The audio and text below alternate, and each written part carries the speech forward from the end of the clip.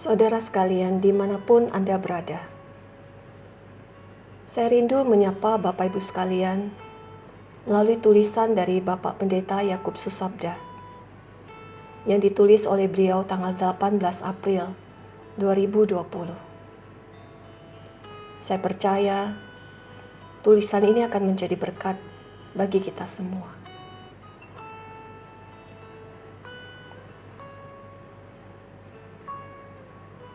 Memang sudah selayaknya kita berdoa untuk orang-orang yang kita kasihi. Bahkan untuk mereka yang belum kita kenal, yang sedang menderita sakit terpapar virus corona. Tetapi kita seringkali lupa bahwa peperangan rohani bukan hanya dihadapi oleh mereka. Ribuan, bahkan mungkin jauh lebih banyak dari perkiraan kita. Individu demi individu Kristen yang tidak terpapar virus corona, yang saat ini sedang stay at home, berada dalam rumah, tetapi justru menghadapi peperangan rohani yang jauh lebih dahsyat. Mereka tiap hari jatuh dalam dosa yang lama, bahkan memupuk dosa-dosa yang baru.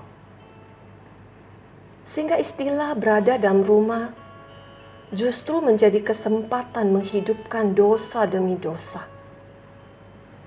Hubungan suami istri menjadi semakin rusak. Hubungan orang tua dan anak menjadi semakin tidak berfungsi dengan baik.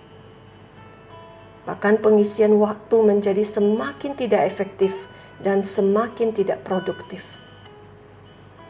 Karena siang malam pikiran hanya kita pakai untuk melayani keingintahuan kita atas berita-berita postingan yang terbaru.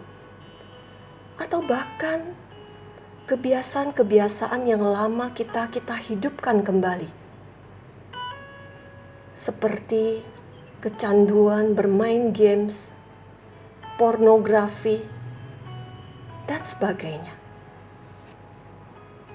Justru semakin kita menjadi berani terang-terangan melakukan segala sesuatu itu, sehingga melumpuhkan setiap sendi kehidupan kita sebagai orang percaya.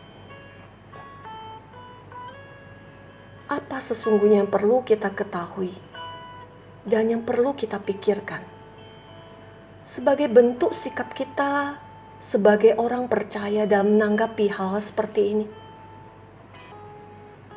Poin yang pertama adalah sadar bahwa hidup di dunia yang berdosa ini sesungguhnya setiap saat kita sedang hidup di tengah waktu-waktu yang jahat, sebagaimana yang dikatakan oleh Efesus pasal ke-5 ayat yang ke-16.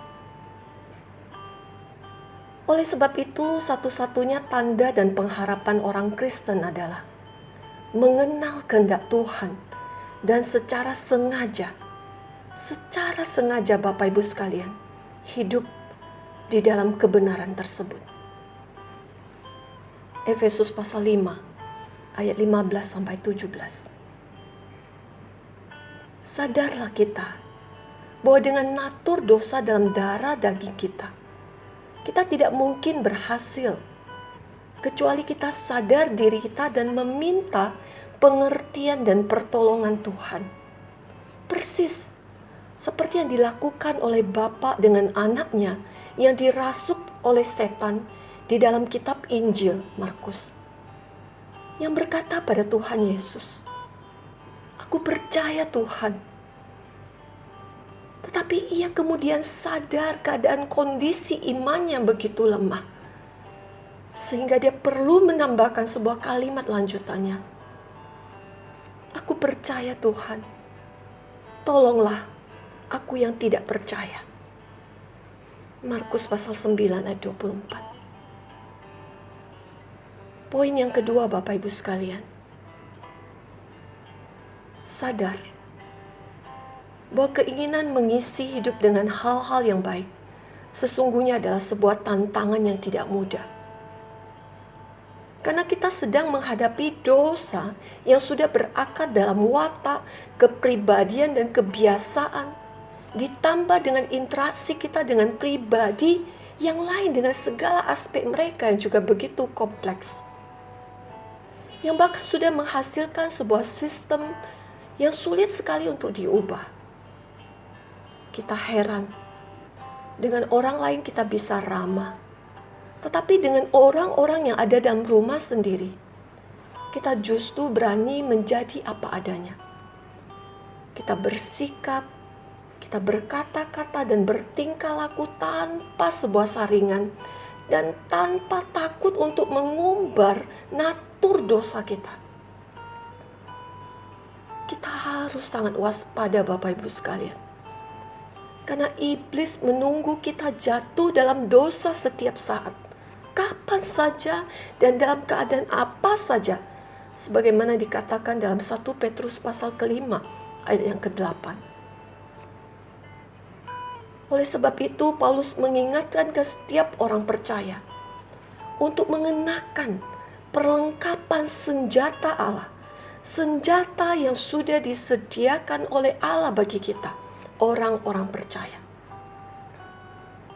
Oleh sebab itu, biarkanlah kita boleh masuk dalam poin yang ketiga ini dengan satu sikap yang bersyukur.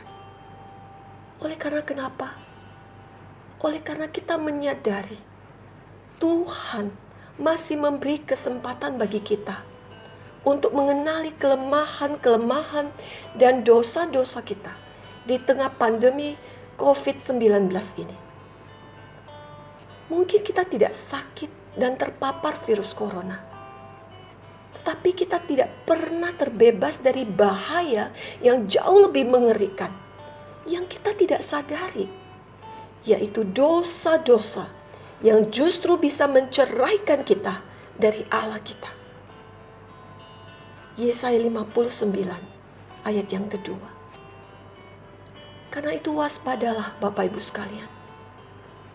Doa saya adalah supaya kita semua boleh mengalami kemenangan demi kemenangan iman di tengah kondisi yang sangat tidak kondusif di rumah kita masing-masing. Kiranya Tuhan berkati kita semua. Amin.